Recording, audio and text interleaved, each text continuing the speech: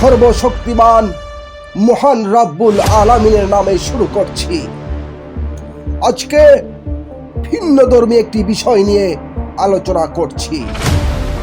বাংলাদেশের প্রত্যেকটি ঘরে ঘরে শিক্ষিত, অর্ধশিক্ষিত সবাই এই ভয়ঙ্কর বিষয়ের দিকে ধাবিত হচ্ছে। আমাদের মা বোনেরা তাদের স্বামীকে কাছে পাওয়ার জন্য, অর্থাৎ বশীভূত করার জন্য বিভিন্ন কবিরাজের কাছে, তান্ত্রিকের কাছে ধাবিত হচ্ছে। এর ফলে ওই স্বামী শারীরিকভাবে, অর্থনৈতিকভাবে, মানসিকভাবে, পারিবারিকভাবে ক্ষতিগ্রস্ত হচ্ছে।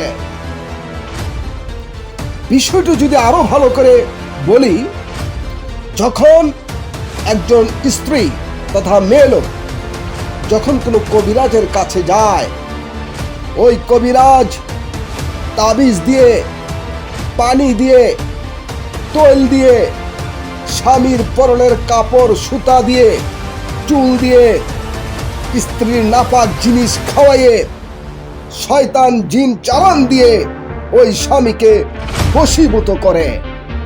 এর ফলে ওই স্বামীটি তথা লোকটি প্রথমে অসুস্থ হয়ে যাবে, তারপর আল্লাহর প্রদত্ত রিজিক, সম্পদ যেটা আসার কথা তা আসবে না, তা কেটে যাবে এবং হায়াত কমে যাবে, যা মারাত্মক অপরাধ।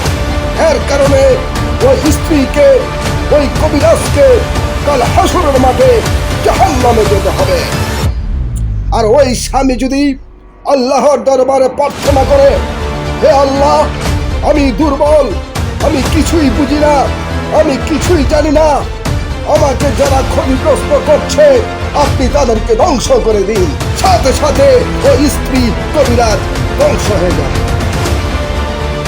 বন্ধুগণ, বিষয়টির দিকে সবাই সচেতন হবেন, কেহ যাতে এই শিরক কাজে লিপ্ত না হন।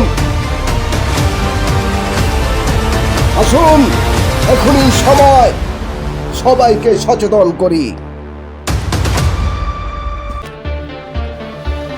তাছাড়া কিছু কবিরাজ আছে মারাত্মক ধরনের, যারা একটি মানুষের নাম, পিতার নাম, মাতার নাম জেনে তাকে চালান দিয়ে রাখে, যাতে সে অর্থনৈতিকভাবে, শারীরিকভাবে, মানসিকভাবে ক্ষতিগ্রস্ত হতে থাকে।